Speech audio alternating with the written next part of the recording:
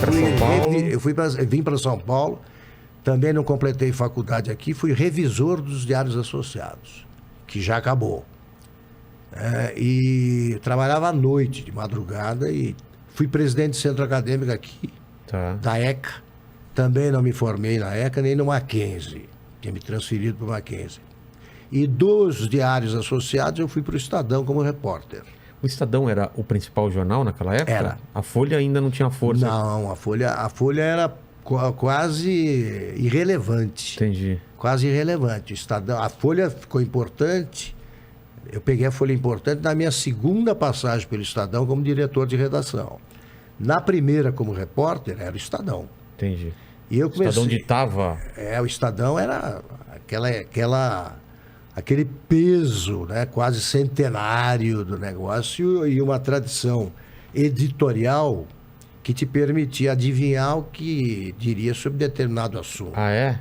E o Estadão Mas o editorial ou as notícias também? No editorial. Ah, tá. E as notícias também, essa linha, já te conto uma muito engraçada.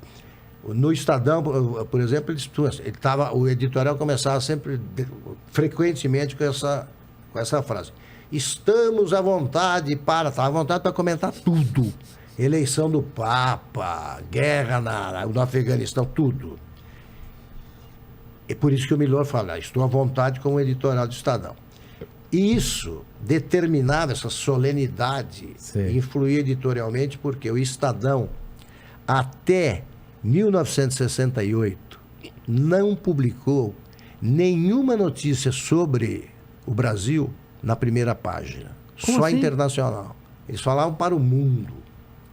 Aí você vai me perguntar, peraí, não deram o Getúlio na primeira página? Não. Não deram? Não, deram uma página interna. E o que ia, por exemplo, na primeira página? Na primeira página ia Inglaterra, queda do primeiro-ministro da Austrália, e o Ike. Por quê? E o Ike, que era manchete toda hora. Porque o doutor Julinho, que foi o mais poderoso dos Júlios, ele dirigiu o Estadão de 1929 a 1969. Tá. Ele contratava um correspondente em Paris, ele ficava falando em francês. Aí pegava um cara que sabia falar italiano, ele falava italiano, ele gostava do mundo, achava o Brasil brega. E a primeira notícia nacional do Estadão na primeira página foi a vitória da seleção brasileira na Suécia em 58, que era a primeira vez que o Brasil foi campeão do mundo. Aí deram na primeira página. E a partir daí foi entrando outra e ficou um jornal normal, né? É, claro. Porque não é normal você noticiar você dá prioridade absoluta para o mundo. Mas como que é um jornal quando você entra? Como funcionava? Olha, era máquina de escrever? Era máquina de escrever. Bom, eu comecei no jornal, na verdade, na minha cidade, aos 15 anos, escrevendo num semanário onde meu irmão tinha uma coluna, meu irmão mais velho. Eu fui aos 15 anos com ele, acompanhar aquilo, e fiquei apaixonado pelo cheiro de tinta, tudo. E era impressão manual. Eles pegavam com tipos, as letrinhas ficavam na caixa. Tipo, montando a letra por letra? Aqui, por exemplo, dentro de uma caixa ficava a letra A, letra B, letra C, tal. O cara pegava o texto. O cara pegava o texto, ia com uma velocidade impressionante. Nossa! Ele ia montando na placa. E de trás pra frente, né? Na placa, Porque aquilo e depois... Claro. Nossa! Ele punha na placa e rodava a placa depois a frio. Era composição a frio. Não era o chumbo. Passava uma tinta naquilo. Passava uma tinta e reproduzia. E passava no... E quando eu estava frequentemente escrevendo alguma coisa, eu tinha que parar, porque eles não podia publicar porque estava faltando letra A, que é a que a gente mais usa. E você tinha que trocar palavra ou não? Tem a letra que você usa muito pouco J, eu fiquei aprendendo essas coisas. Então eu já tinha essa experiência para escrever. Tá. E eu escrevia muito nascimento e morte. Obituário. Então eu falei que na época que eu cuidei disso, todo bebê era robusto bebê. Eu nunca tinha visto bebê. E todo morto teve um grande acompanhamento. O cara estava morto, né? Por que eu vou dizer que ninguém acompanhou? Aí eu cheguei aos Diários Associados, foi a pior das experiências. Por quê? Porque eu era revisor, o que você mais revisava era balanço. Balanço o quê? Balanço de uma empresa. Nossa. Imagina quantos números tem. É. Então, você tinha um cara da revisão do lado, ele ia lendo e você ia conferindo aqui. Batendo. J aí, tá, pá, 2, 3, 8, tá, Nossa. horror. E os caras da redação, você corrigia o erro deles, eles ficavam bravos. Não, Não queriam que mexesse. mas erro Eu de... tinha 19, 20 anos eu tinha.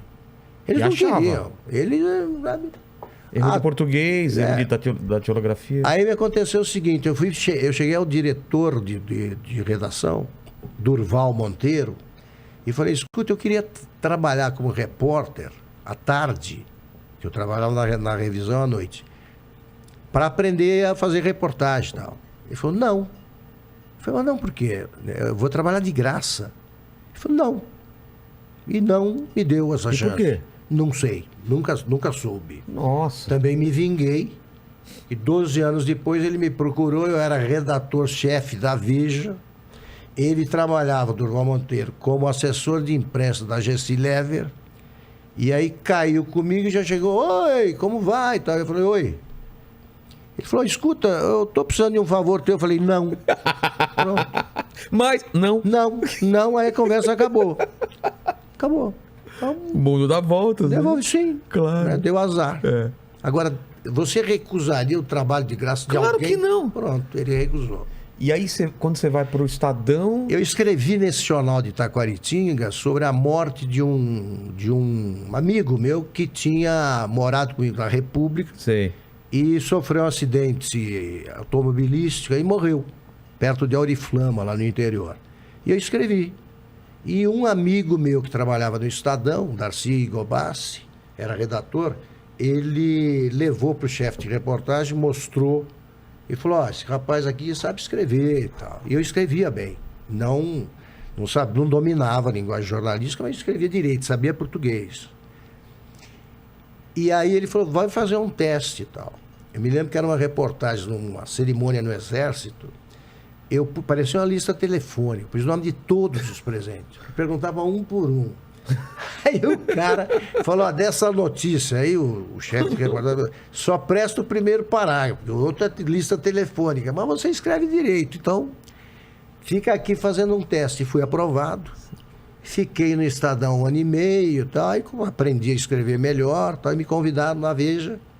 Eu fui para a Veja em 1972 e fiquei até 1986. Quando aí você lá... Quando você chega na Veja, a Veja já era a Veja? Eu entrei na Veja e tive certeza absoluta de que eu nunca conseguiria escrever uma capa.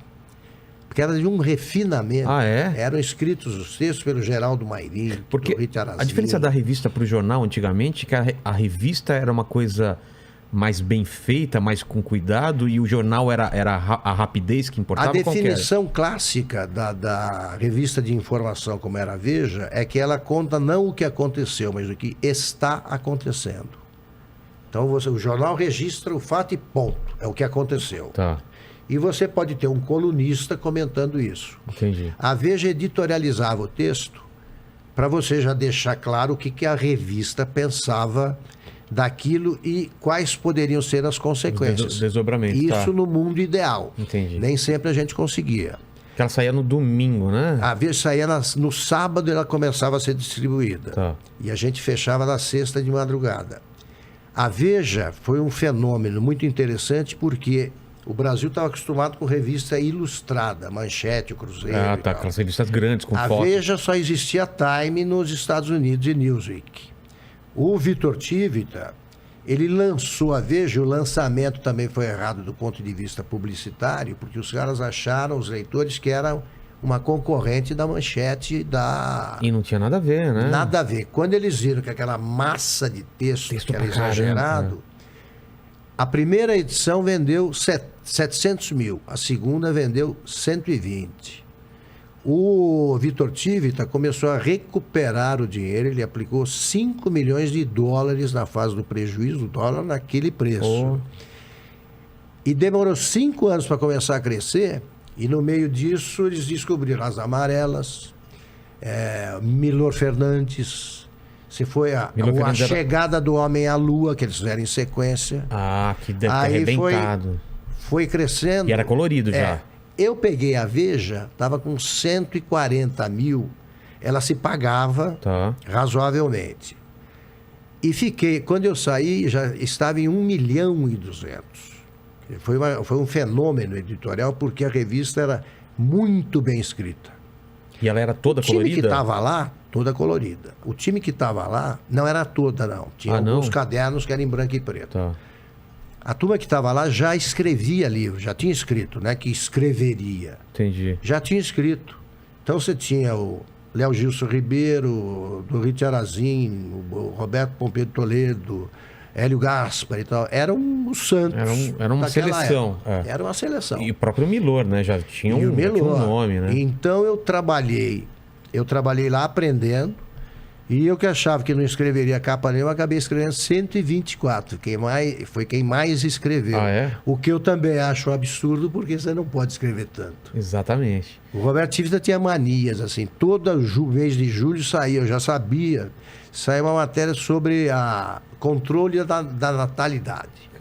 Então eu punha o que era boxe, eu punha na abertura, depois trocava, ele não percebia. Entendi. Mas saíram 4 capas. Então essa você nem conta entre as que eu escrevi. Eu cheguei a fazer capa da Veja, porque eu sou ilustrador, né? Sei. E eu lembro que eles contratavam 3 ilustradores, pelo menos, com 3 capas diferentes, porque eles não sabiam qual ia sair. Exatamente. Como funciona uma capa de revista? A capa da revista, naquela época, eles começaram a sofisticar. Por exemplo, pegavam ilustradores que já com experiência.